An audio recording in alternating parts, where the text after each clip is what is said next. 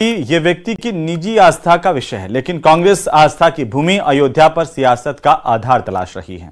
फैजाबाद में इंडिया गठबंधन की जीत पर कांग्रेस और राहुल गांधी अयोध्या आंदोलन की हार का फेक नैरेटिव सेट कर रहे हैं। रिपोर्ट देखिए।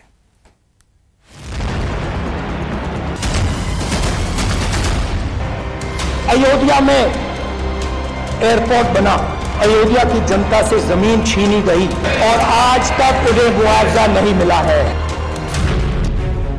अयोध्या पर राहुल का ज्ञान देश समाज को कर रहा हैरान। अयोध्या में जो भी छोटे छोटे दुकानदार थे, जो भी छोटी छोटी बिल्डिंग्स थी, उन सारों को तोड़कर गिरा दिया गया। फैजाबाद में हार, अयोध्या पर प्रहार। अयोध्या का सहारा, राम मंदिर से किनारा।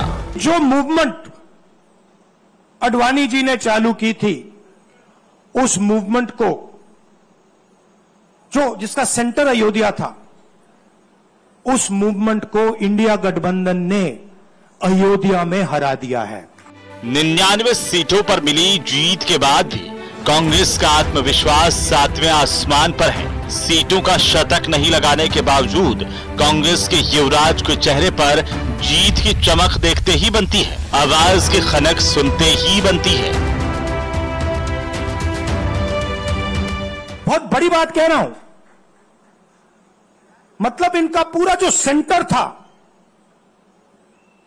वहां पे हमने, आप जैसे कार्यकर्ताओं ने, कांग्रेस पार्टी के कार्यकर्ताओं ने, और आप जाके पूछिए वहां पे समाजवादी पार्टी के किसी भी नेता से पूछ लीजिए और वो आपको बताएगा कि कांग्रेस पार्टी का कार्यकर्ता बब्बर शेर जैसे हमारे साथ खड़ा हो गया था, 1 इंच पीछे नहीं हटा। जितना मुश्किल आत्मविश्वास हासिल करना है, उससे ज्यादा उसे बरकरार रखना है। कई बार आत्मविश्वास की अति हो जाती है। अति आत्मविश्वास में आस्था का घातक और सनातन का अपमान आपको भले ही आहत करता हो, लेकिन वक्ता को इसका जरा भी इल्म नहीं रहता। राहुल गांधी सरकार पर अयोध्या में विकास के नाम पर गरीबों की जमीन छीनने और मकान तोड़ने का आरोप लगाते रहे हैं। इंटरनेशनल एयरपोर्ट बना, बड़ा एयरपोर्ट, जमीन किसकी गई? अयोध्या के किसानों की जमीन गई। आज तक उनको सही मुआवजा नहीं मिला। और तीसरी बात इन्होंने बताई मुझे, तीसरी बात राहुल जी, अयोध्या की जनता को बहुत गुस्सा आया जब उन्होंने देखा कि राम मंदिर के इनॉग्रेशन में अयोध्या का एक भी व्यक्ति नहीं था। यह कारण थे। राहुल ये भी कहते रहे हैं कि राम मंदिर के उद्घाटन से आम आदमी को दूर रखा गया, जिस पर अयोध्या के आम नागरिक कड़ा प्रतिरोध दर्ज करा रहे हैं। ऐसा नहीं है, उनका गलत विचार है, क्योंकि यहाँ पे सब आए थे। हम लोग भी, हमारा घर जौनपुर है, उत्तर प्रदेश, हम लोग वहाँ से आए थे। जो आना चाहते थे सब आए, उनको बुलाया गया, वो क्यों नहीं है? उनको भी आना चाहिए था ना। ये तो खाली उंगली दिखाना है कि हाँ वो नहीं है, वो नहीं, उनको नहीं बुलाया गया। बुलाना सबको चाहिए और सबको आना चाहिए। ये कौन कह रहा है कि आदिवासी और यहाँ के लोकल जनता या किसान नहीं आए? सारा किसान आया। सब किसान के सहयोग से ही ये मंदिर बन रहा है, उन्हीं के दान दक्षिणा से। सरकार बहुत ही अच्छा काम कर रही है। योगी आदित्यनाथ जी के ही सौजन्य से, उनकी कृपा से ये काम जो हो रहे हैं बहुत जल्दी हो रहे हैं। उनकी सोच गलत है। यहाँ कोई ऐसा नहीं है कि नौजवान को नहीं बुलाया गया। क्या 60 साल के बाद को बुलाया गया? नौजवान कोई नहीं है, किसान क्यों नहीं है? हम किसान है, सब किसान है। कौन है उनको भी बुलाया गया, सबको बुलाया गया, अखिलेश को बुलाया गया। वो बोले कि भाई हम नहीं आएंगे। ये लोग सिर्फ झूठे हैं। कोई विपक्ष में कोई बात नहीं है, बस कोई ना कोई निकालना चाहिए। विपक्ष में कोई सवाल उठाने के लिए मतलब कोई बात ही नहीं है, बस वो जो मन में आ रहा है वही बता रहे हैं। अयोध्या और श्री राम पर राहुल के बयान ने संत समाज को भी आक्रोशित कर दिया है।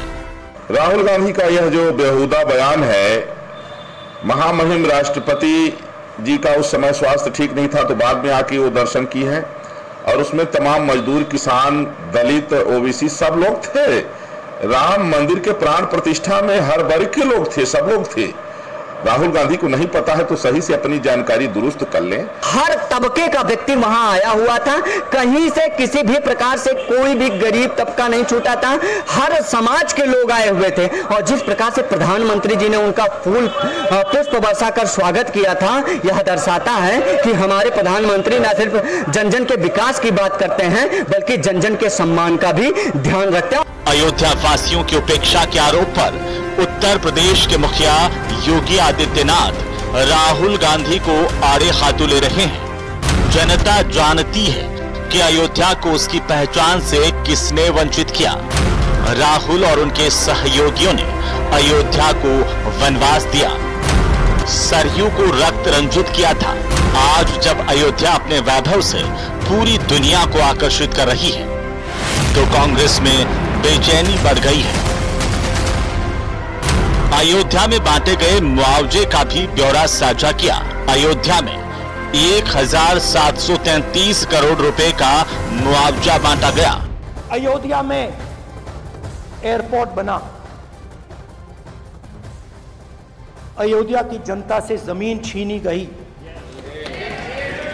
और आज तक उन्हें मुआवजा नहीं मिला है।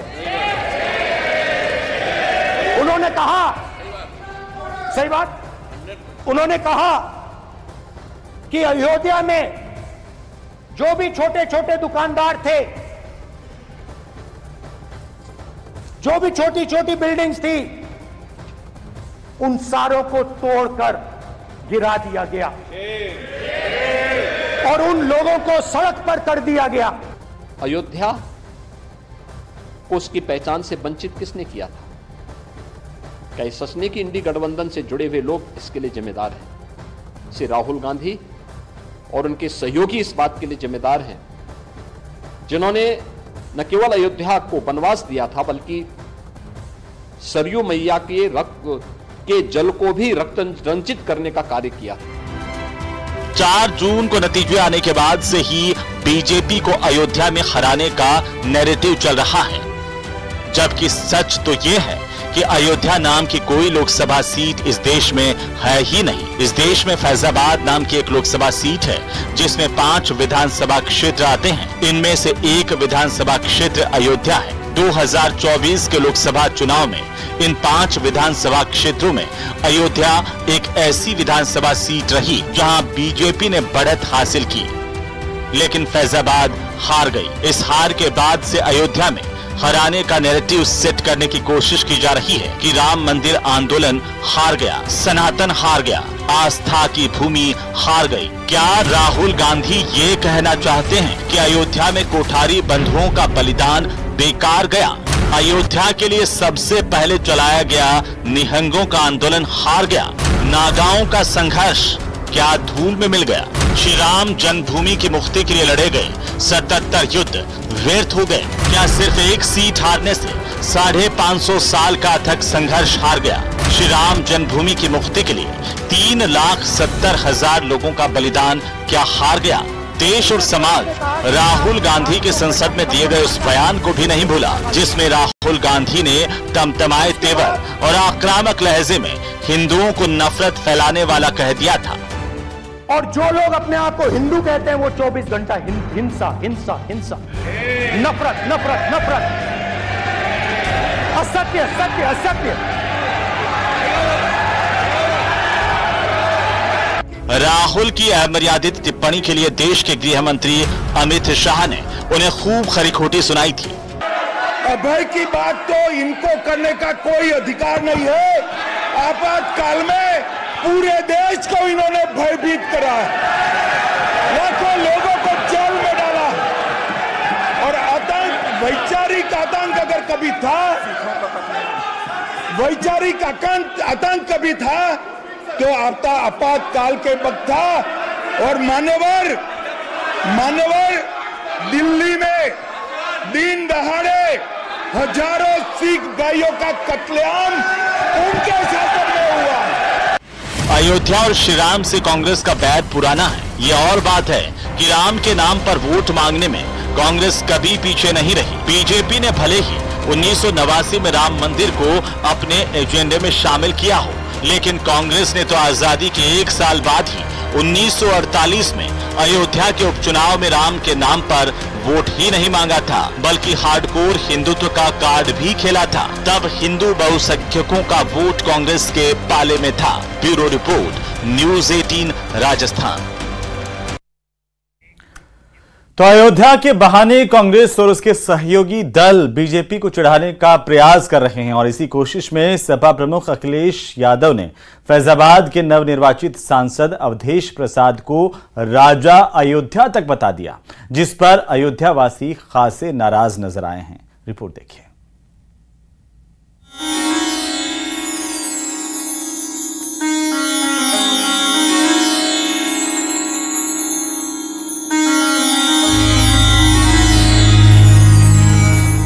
भव्य और दिव्य अयोध्या सदियों से हिंदू जागरण का केंद्र रही है।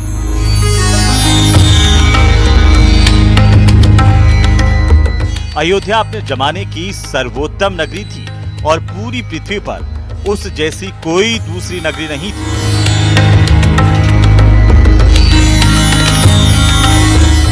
अयोध्या नामक महापुरी 12 योजन यानी कि 96 मील चौड़ी थी। इसमें सुंदर लंबे और चौड़े मार्ग थे।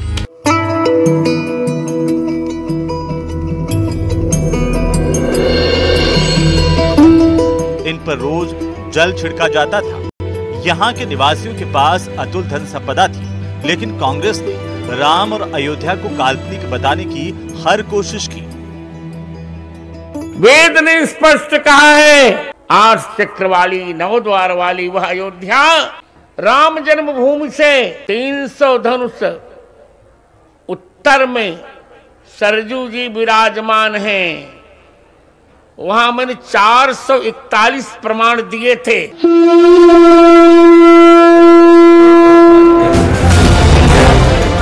रामलला की प्राण प्रतिष्ठा के साथ ही अयोध्या दुनिया का सबसे बड़ा धार्मिक पर्यटन केंद्र बनने की राह पर अग्रसर है। अमेरिकी कंपनी जेफेरीज इक्विटी रिसर्च ने अपनी ताजा रिपोर्ट में अयोध्या में सालाना 5 से 10 करोड़ तीर्थयात्री आने का अनुमान लगाया है।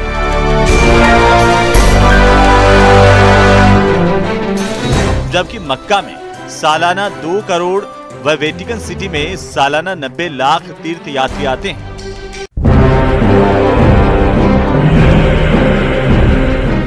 फैजाबाद में जीत को विपक्षी गठबंधन इंडिया ब्लॉक के नेता बीजेपी की बड़ी हार के तौर पर प्रचारित कर रहे हैं। वहीं समाजवादी पार्टी के प्रमुख और कन्नौज से सांसद अखिलेश यादव ने अयोध्या से नवनिर्वाचित सांसद अवधेश प्रसाद को राजा अयोध्या तक कह डाला। उन्होंने कहा कि हमारे साथ लोकतंत्र के रक्षक सेनानी अवधेश जी खड़े हैं, ये हैं राजा अयोध्या। कि एक मेरिटोरियस स्टूडेंट होता है जो कि मेरिट में आने वाला था, तो उसे फर्स्ट डिवीज़न आ जाए तो खुशी नहीं होती है, और एक फेल होने वाला स्टूडेंट ग्रेस मार्क्स पाके यदि पास हो जाए 3rd डिवीज़न तो उसे बड़ी खुशी होती है। तो 3rd अटेम्प्ट में 3rd डिजिट न टच कर पाने के बाद मुझे लगता है कि वो जो एक लाइन है ना, ज़रा सा कुदरत ने क्या नवाजा जो आके बैठे हो पहली सफ में, अभी से उड़ने लगे हवा में, अभी तो शोहरत नई नई है। राहुल गांधी जी केवल झूठ बोलते हैं। झूठ बोलने और भ्रम फैलाने के अलावा उनको और कुछ आता नहीं है, और इसलिए ये बाल बुद्धि राहुल गांधी कुछ भी कहते रहते हैं। कैसे वो आंदोलन को हरा पाए, ये आज तक किसी के समझ में नहीं आया। पहले तो राहुल जी समझ जाएं कि अयोध्या अयोध्या वो पार्लियामेंट में भी कह रहे थे, अयोध्या नहीं फैजाबाद विधानसभा है, लोकसभा है, अयोध्या उसकी एक विधानसभा है। ऐसे में अगर ये लोग सोच रहे हैं कि वहाँ की जीत इनके लिए कोई बहुत बड़ी जीत है, हम लोग भी आकलन कर रहे हैं कि कहाँ पे क्या कमी रही, चूक रही। इसके बाद उससे सीखते हुए जहाँ हम लोग मजबूती से आगे बढ़ेंगे, वहीं इन लोगों का ये अहंकार, दहाई का आंकड़ा आप लोग पार नहीं कर पाए। अयोध्या को छोड़िए, भगवान राम के नाम से कांग्रेस को इतनी चिढ़ है कि कर्नाटक में रामनगर का नाम बदलने की कोशिश की जा रही है।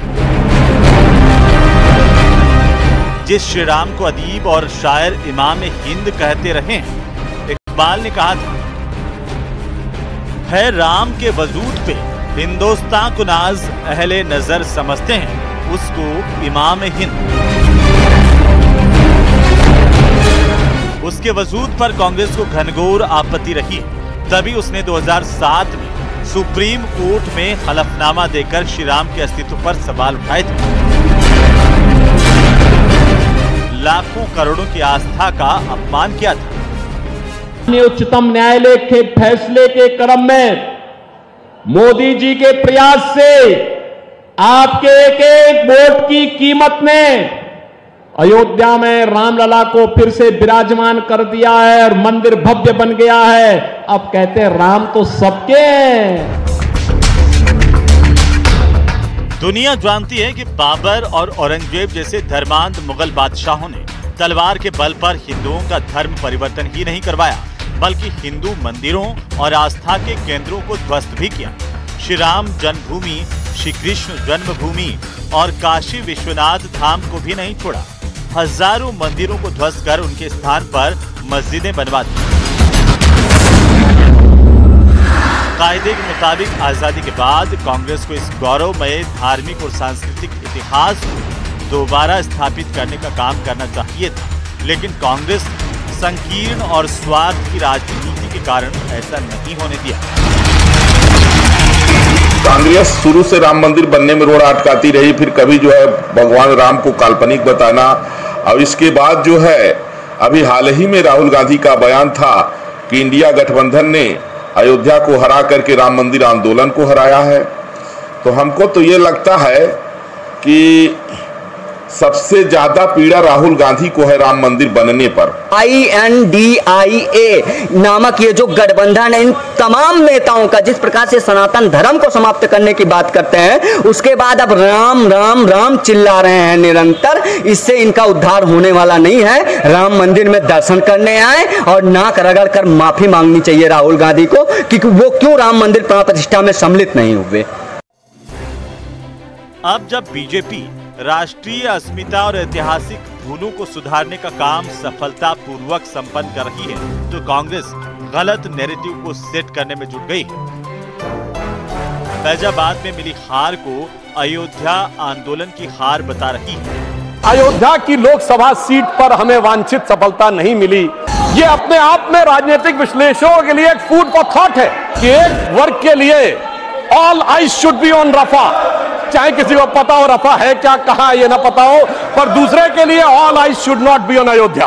देखिए साहब, आप अयोध्या हार गए, बस्ती हार गए, प्रयागराज हार गए, चित्रकूट हार गए, नासिक, रामटेक और रामेश्वरम।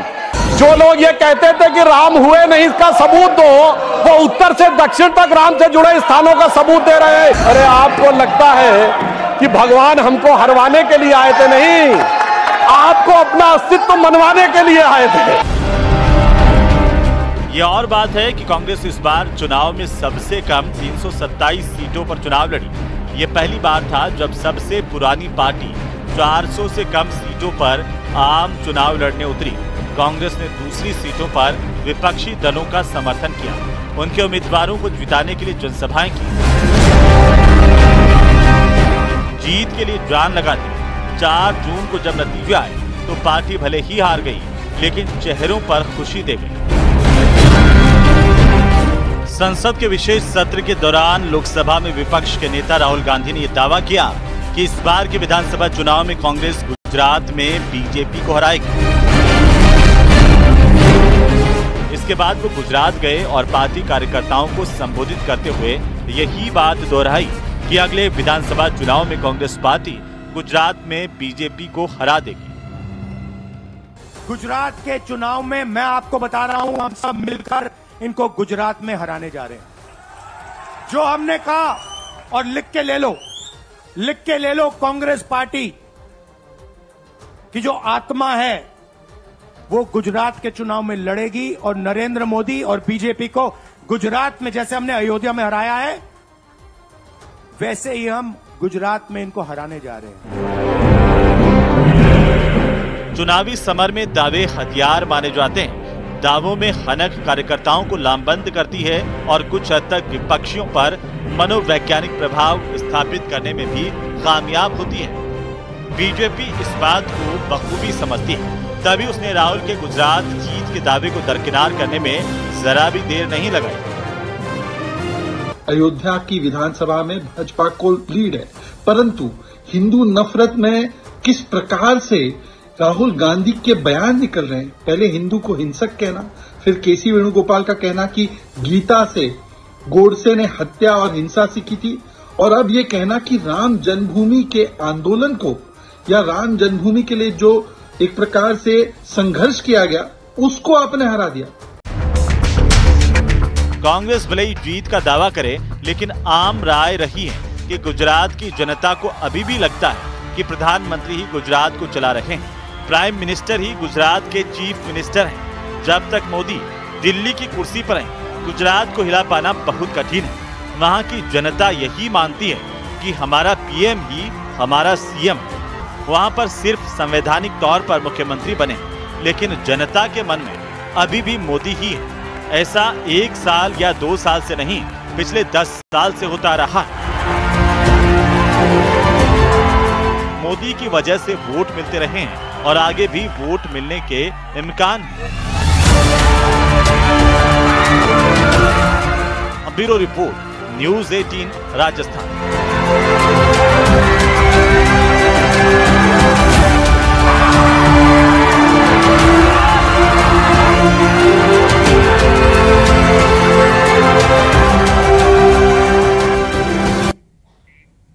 और इसी के साथ ही व्यक्ति विशेष में आज के लिए फिलहाल इतना ही। आप देखते रहिए प्रदेश का number 1 news channel news 18 Rajasthan. नमस्कार।